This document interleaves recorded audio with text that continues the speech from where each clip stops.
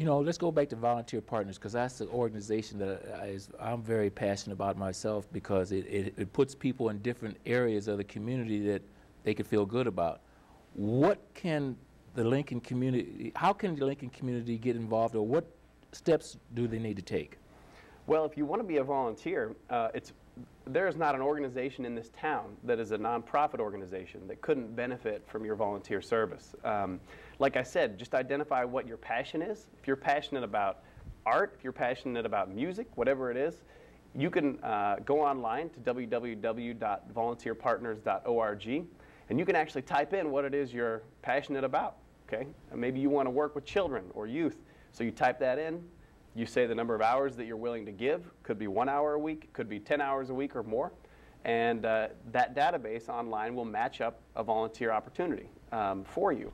Or you can just call down to the office and ask Wayne, the executive director, and just say, hey, you know, what kind of opportunities are out there? And what organizations do is they report to Volunteer Partners the things that they need. So Cedars Youth Services, Teammates Mentoring Program, Lincoln Public Schools, I mean, the KZUM, the list goes on and on. What are your volunteer needs? And Volunteer Partners serves as a place where you can uncover what those opportunities might be for you. You have met some interesting people in your 30 years, and Mrs. Bullock is one of them. You tell the audience a little bit about Mrs. Bullock and your point, how you got to meet her and team up with her. Sure. Well, Mrs. Bullock, Ms. Bullock, is somebody. This was part of my my learning, I guess I would say, as I began to volunteer. Okay, when I worked with, and I still do work on issues of war and peace in my volunteer life, and I knew Leola. People call Leola Bullock. Let's see if she would be willing to speak at this event, or let's call Leola and ask. Then when I started to volunteer in the African American community, I learned of Ms. Bullock. Yes. And I did not know that I had been calling her Leola, and I felt like an idiot. I mean, frankly, I mean, that level of respect was different. And I quickly learned about her legacy and the things that her and Hugh had done, the sit-ins that they had organized, been a part of, you know, things that they had to do in Lincoln, Nebraska, just for basic human rights. Nothing like I've ever had to fight for in my life as a white male, as somebody, yeah, I come from a working class family, but that's it. Everything else gives me privilege, you know, from my skin color to my education. You know, she had to fight, and others here in Lincoln had to fight for just the ability to be served in a restaurant, or the ability to be able to purchase a house in a certain part of town.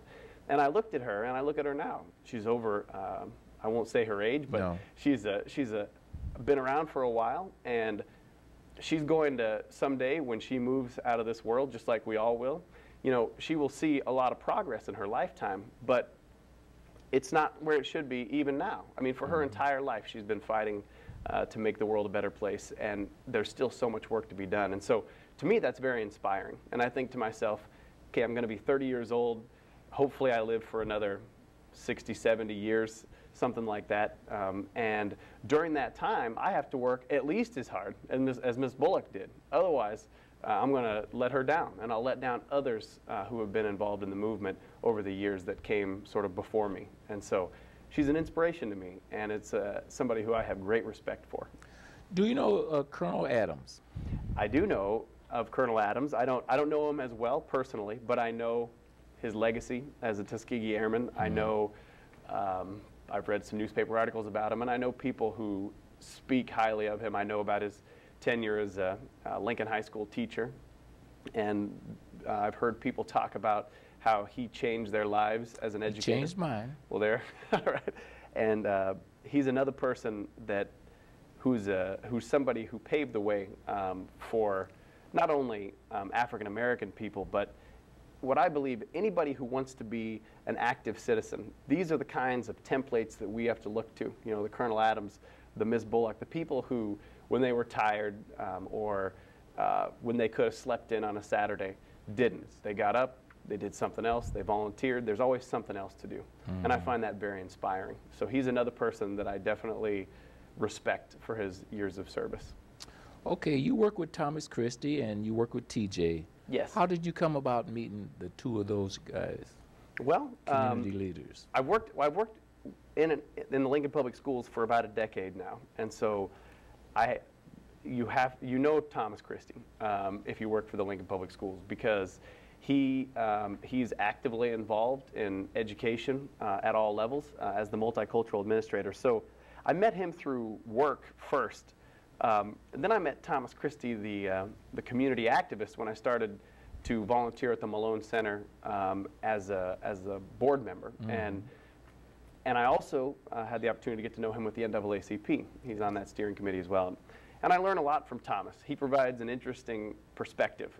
Sometimes, you know, he's able to, because he's been around for a few years and he's seen some things, he can provide some context to help me understand some things that I find frustrating. And yes. I think, well, let's just fix this, you know, tomorrow, you know.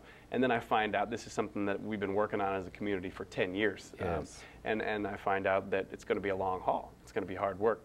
And so that's how I kind of met Thomas. TJ, I know a little bit differently. When I worked for the Teammates Mentoring Program for 5.5 years, and I was a mentor myself, it's very difficult to work in the youth development field and not know TJ McDowell. At that time, he worked as the executive director of the Lighthouse, and so I knew him there.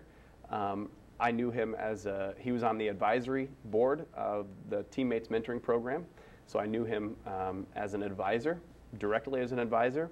And then as now a board member for the Malone Center, I had the opportunity to learn from him and his management of the center, which has been very successful. Very. You're aware of the fact that, as I understand it, Malone in the last decade has been a few places that we don't want. They went 6 directors in a short period of time. That's right, where we don't want to go back to. And TJ's now been there, I think this is his 3rd year. 3rd year. And he really has done some good work, and he's increased the capacity of the center to serve the community that it purports to serve.